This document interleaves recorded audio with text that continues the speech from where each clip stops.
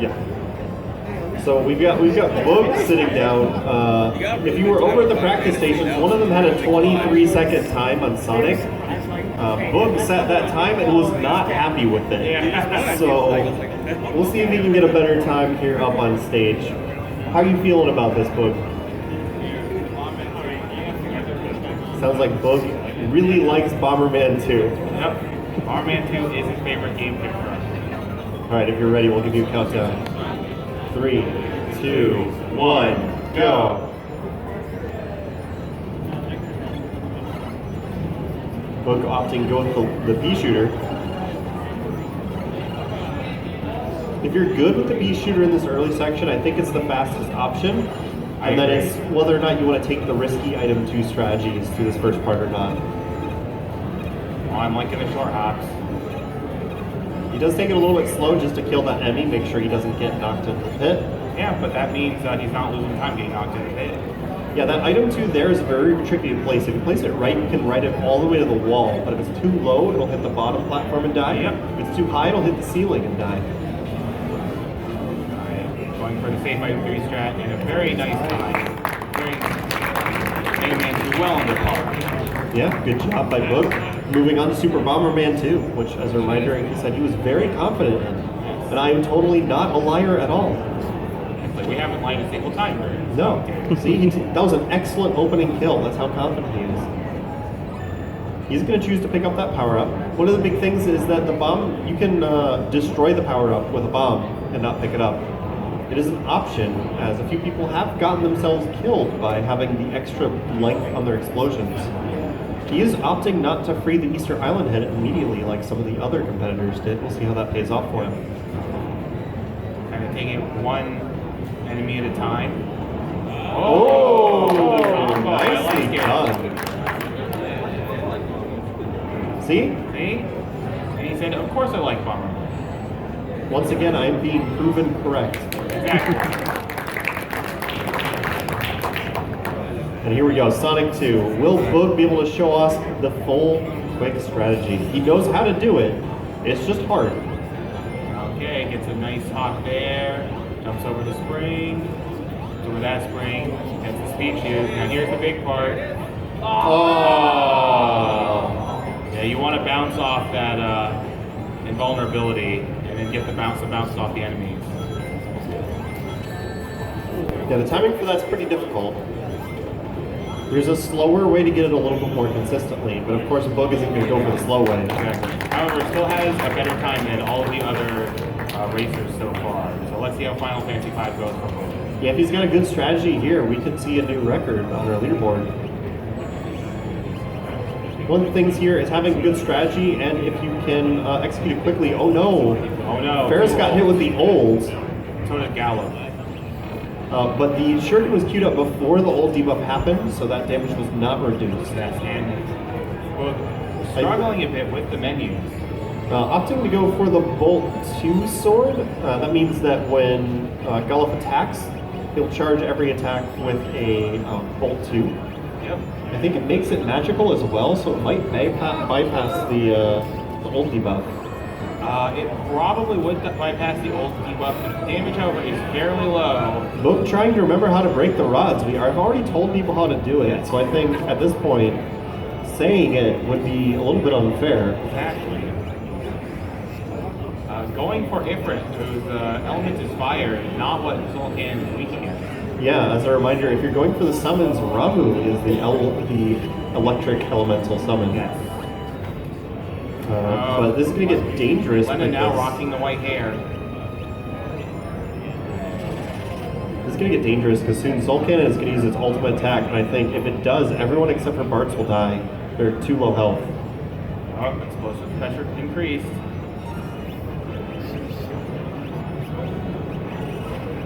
The thing about RPG runs is that there's a lot of options that you have, and this challenge is proving no exception. So trying to figure out how this works.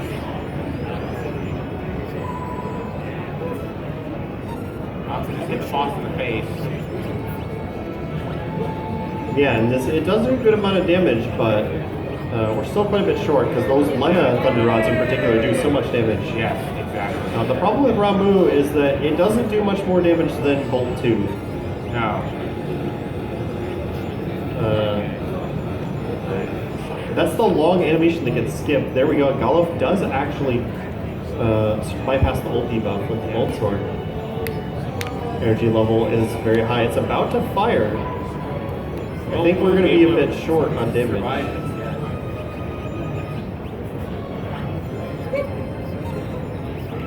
One of the things that happens if you're at the practice stations is on the left, the tips show you how much health the enemy has. This enemy has 22,050, I want to say. And that just wiped his party. That burned through one of his lives. He's going to have to try again. Boog will have another chance if he can remember how to break rods. Exactly. And remember how to kill the mini cans on the soul can as quickly as possible. Good start. Okay. Not really familiar with Final Fantasy menus. Just charging Golov's Bolt Sword again. Just as a reminder, the first blue spells that you can use are on the second row, so you have to go at least one down. I think we can safely say that it would help you to press up on the item menu. I think a hint at this point is fine, given that we've already said how to do it. Exactly.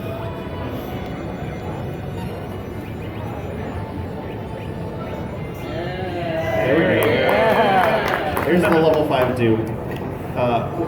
From our testing, we believe this is about a second faster than killing the launchers normally. Because if you saw in the last fight, the explosion takes such a long time killing it normally.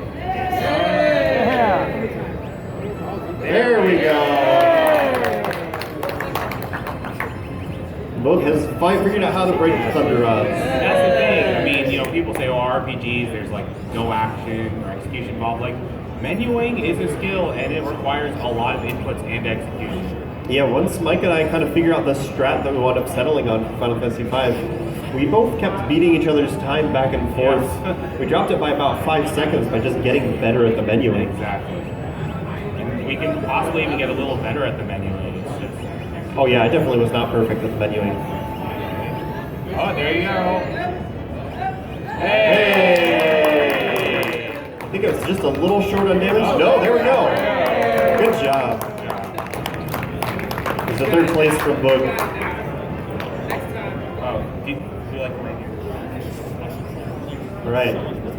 Next challenger can come on up while we get the leaderboard updated real quick.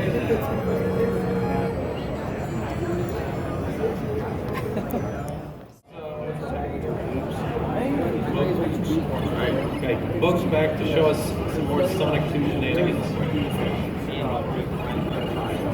And get a little better on the Final Fantasy V. Yeah, I can. A little bit of a cautious approach in Megaman, but it's just enough. All you have to do is get through. Extra risky strats, while they will pay off, they are not necessarily a fountain of time.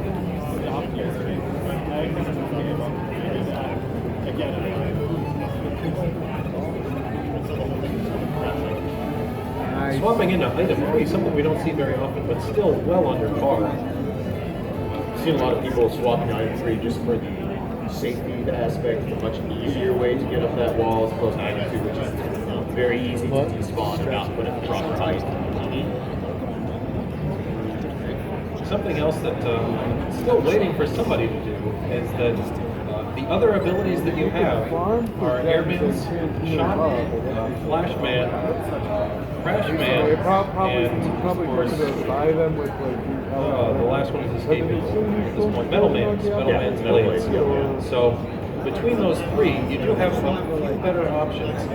One of them being that you can actually stop the other enemies from spawning entirely. Nice double hit on the Moai, very well planned out. Oh, unfortunately, that explosion caused the magnet to turn just then and moved it out of position. Fortunately, did not hit the Moai head switch, so I has to go back and cover it, but that'll do it, and we're on to Sonic.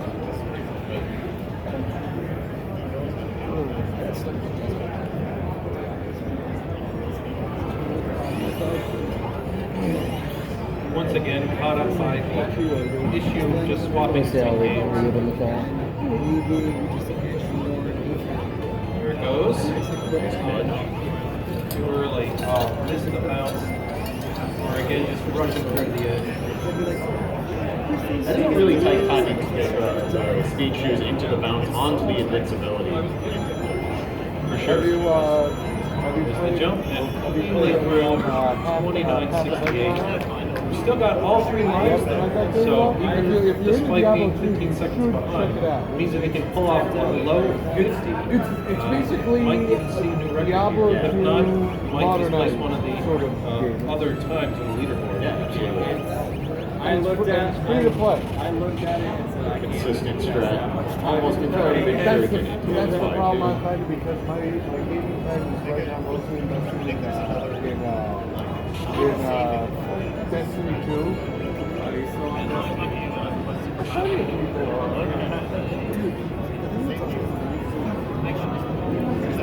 Crack those thunder rods open for the big damage. blowing away? Well, there's a reason for that because Bungie is like the best at making a technical job here. Halo, Marathon, Destiny, like I said, put up any other person to tell me that they're done. Right, that should do it. The one that feel Just like over a one minute, possession. but The scout still rifles feel like they should. very good. But some machine 3 lives cleared. You don't see that too often Every gun in with how brutal these games are. does Well what done it from feels Boog. like it. The Sonic. Let's see how we can pull off the other ones. How are you feeling? You ready? A little bit better than yesterday. You heard it here first. This is going to be a first place finish. All right, let's get ready to go in 3, 2, 1, go.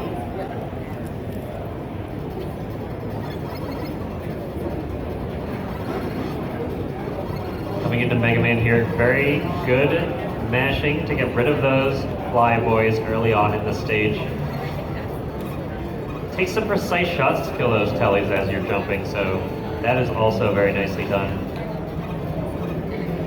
Getting a nice, consistent platform there to get a very, very straightforward item 2 for the second part of this screen. Letting go of the ladder very quickly as well. Doing a quick switch to item 3. Item 3 is what we've seen to be the more consistent strategy to end that second room, and very nice. Puts him 5 seconds above my time currently, so if he's able to continue on with that level of performance, we'll see a really good time by the end of this. Of course, he needs to also maintain those 3 lives, which each of those at the end will count. Unfortunately, trapped between 2 bombs and the magnet enemy. There was no way to escape that, unfortunately.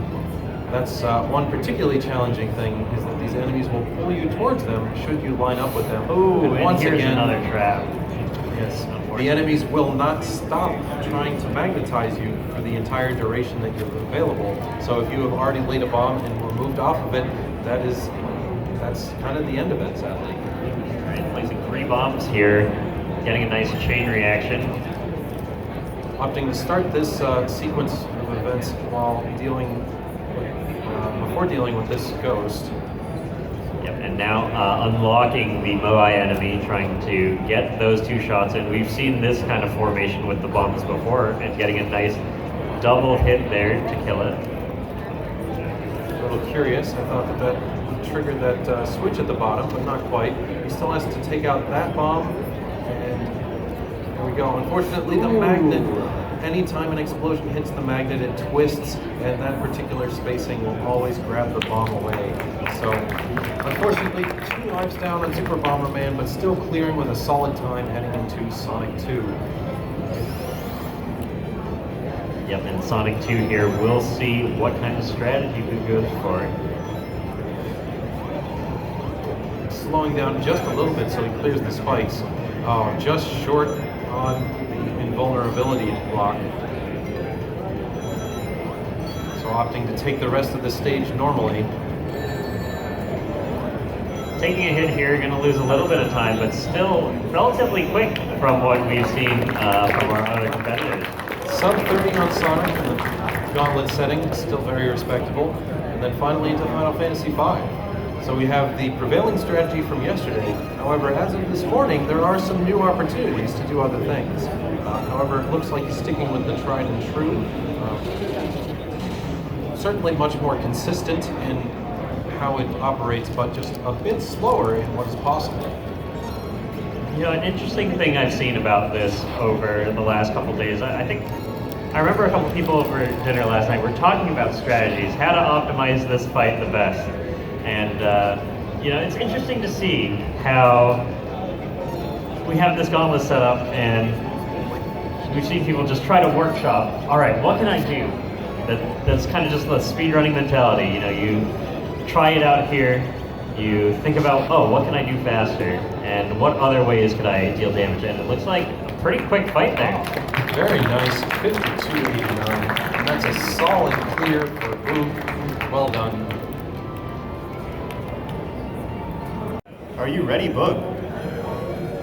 All right, well then, in 3, 2, 1, go. All right, we lined it up again. Yeah. Good job, us. All right, of course, to get to Sonic 2, you first got to go through 2 games. Megaman 2 and Super Bomberman 2. Yeah, for some context, Boog told us that used to speedrun Sonic 2 a lot, but was rusty when it first showed up to our booth area here. We'll see if there's been some practice put in to get more consistent at it.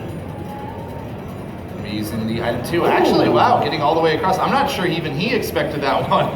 I definitely did not.